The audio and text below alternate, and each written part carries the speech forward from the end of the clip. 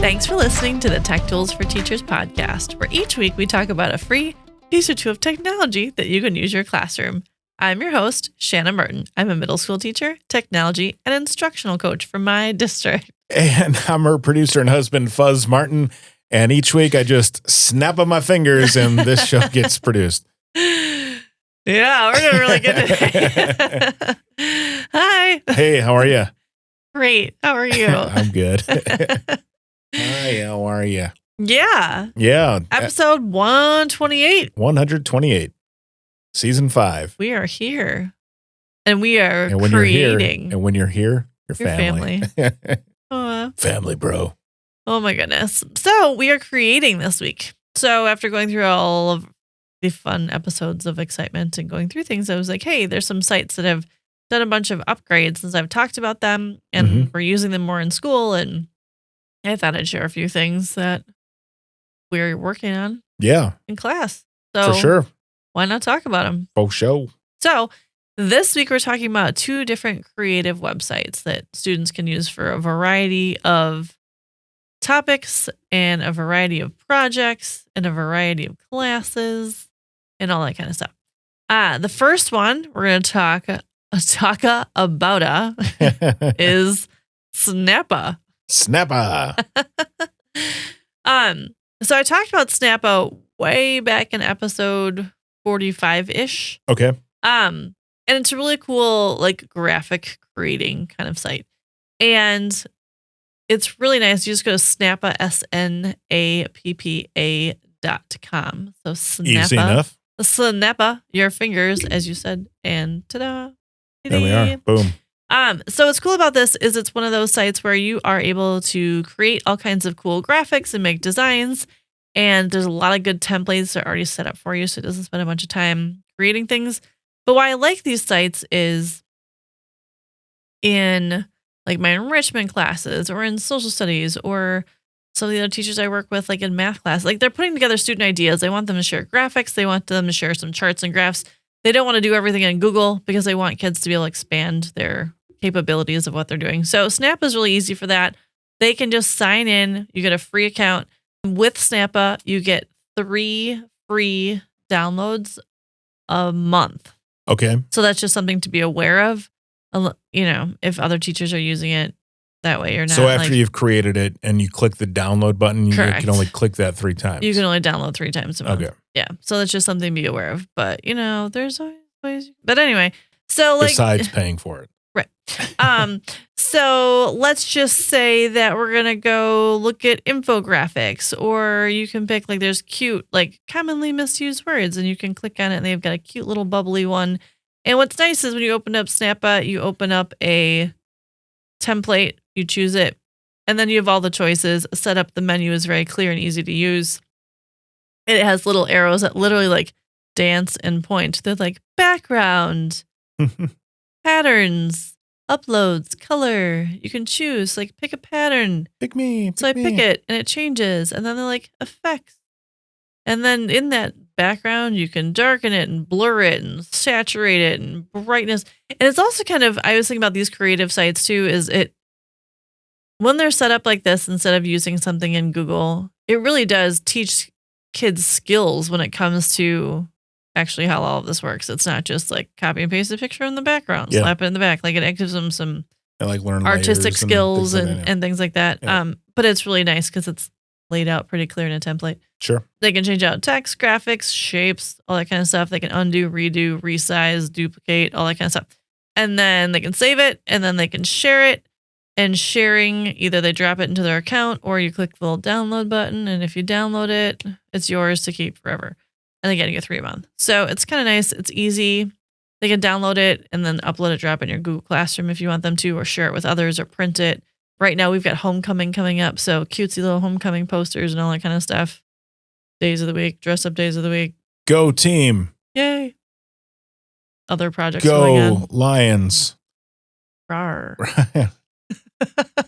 Go daffodils. Yeah, so Snappa just has a lot of different choices. You can create different types of graphics, and you don't have to choose one of their templates. You can just start from scratch and just create with a custom height and size. which is kind of cool. I think that it's And- cool that they're, even on the free plan, their HD photos and graphics are Mhm. free with that. So it doesn't matter which plan, which you're on the free plan or the paid plan, Mhm. that they've got 5 million plus different photos and graphics to choose from. Yeah, it's really cool. And there's website templates and there's, Facebook templates. There's ebook covers. There's plain posters, thumbnails, just a lot of different things that you can have your kids create. I would definitely say like older students, middle school, high school. But yeah, just a lot of cool ways to create graphics and can make incorporate those in your classroom. Twitch banners. Yeah. Awesome. If you're got a classroom full of Twitch kids. Yeah. Yeah. And along with that is another creative site, which we've talked about a little bit before, way Yes. back in episode 8. Episode 8, that was a long time It was ago. a long time ago, We were just kids. right? So we have mentioned, and it used to be called Adobe Spark. Yes. Adobe Spark has changed its name to Adobe Express. Yes. And they have upgraded and changed a bunch of stuff and made it more user-friendly. And for teachers, they have kind of like a little education plan kind of thing. It's free. We've talked about Adobe a lot where they're trying to teach people how to create. So in Adobe Express, so it's express.adobe.com, Mm-hmm. you'll create your own account, which is links to your Google account and everything. Yep. What's nice about Adobe Express is that it does connect projects to Google Classroom Oh, cool. and MS Teams. And like, so when you choose your project and you go to share your projects, you then are able to, when you're sharing them, you can download those as well or share. And if you click share the link, you can then drop it. What's also cool about that is they have a QR code that links to your project as well. So you can share the QR code right off your screen. Yep. And it takes right to the app too, which I think is cool when kids are producing art and projects that you could hang on your wall or on our bulletin boards or things like that, where you can QR code to link to other information or additional pieces to it, or you could just have students' name, QR code, and then their projects come up digitally, which I think is kind of fun. Yeah, that's neat. And so with Adobe Express, you have all kinds of choices, very similar to Snappa. We've talked about Canva has them too, where you've got the different posts and the posters and logos and flyers and custom sizes and all that kind of stuff. But two that I'd like to point out is they have book covers and album covers, which I think is kind of cool because if you're having students do a piece of writing, I know right now, like memoir time of the year where everybody writes their memoirs for ELA. Yep. Well, you can have them create book covers then in Adobe Express Oh, cool. to go with your memoir, which I think would be kind of a cool way to connect, a visual with their writing that they're doing. So yeah, they have that option. Album covers. I always love a good album cover. Like, this is how I feel. This is my dramatic album cover. I'm going to make it about me. So there's that as an option as well, along with lots of other posters and infographics and things. And all your tools are listed for you too. So it's very easy where you click on your project, choose what you're going to do. You've got your toolbar down the right-hand side with photos and text and all those cool uploads. And then you can add your own brand if you choose your own brand stuff, colors, animation, and all that kind of stuff gets created in there. So Adobe Express. Well, that's fun. You can express yourself with your fancy art. Express yourself And graphically. build it into any content area Yeah. very easily. Free use forever. No credit card required. Boom. Adobe Express. Yeah. Oh, it was a nice little upgrade over. Yeah. Over Spark. Over time, I've seen things. Yeah. And they do have this change as and an app develop as well, right? On Mhm. iOS and Android. Yeah. You can create flyers. And that too, back to our homecomings coming on up. Yeah. Flyers. You can make all these cutesy little flyers for all the different activities and collages. That was what I always liked about Adobe Spark was collages, and Adobe Express has all the collage makers you could possibly want. So Having a Halloween bash. make a collage. Adobe Express. Having a Getting ready, memoir, write a book, getting, make a book cover. getting ready for Thanksgiving.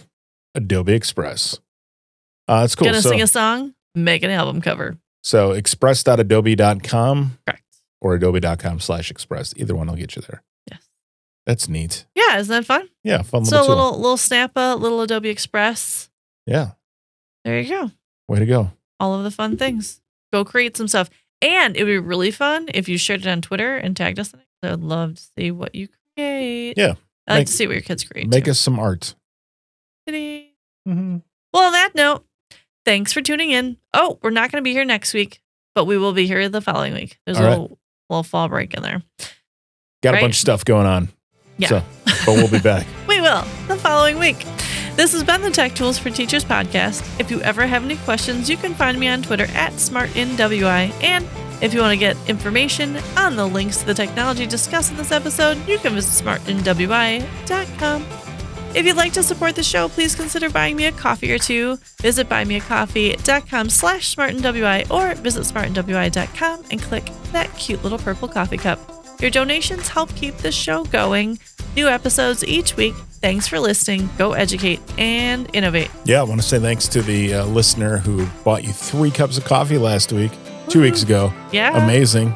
It's much appreciated. Yes, thank you very much. It keeps Shanna engaged. It's like a little carrot. The ideas and opinions expressed on this podcast and the Smart NWI website are those of the author, Shanna Martin, and not of her employer. Prior to using any of the technologies we discuss in this podcast, please consult with your employer regulations. This podcast offers no guarantee that these tools will work for you as described, but we sure hope they do. And we'll talk to you the week after next, right here on the Tech Tools for Teachers podcast.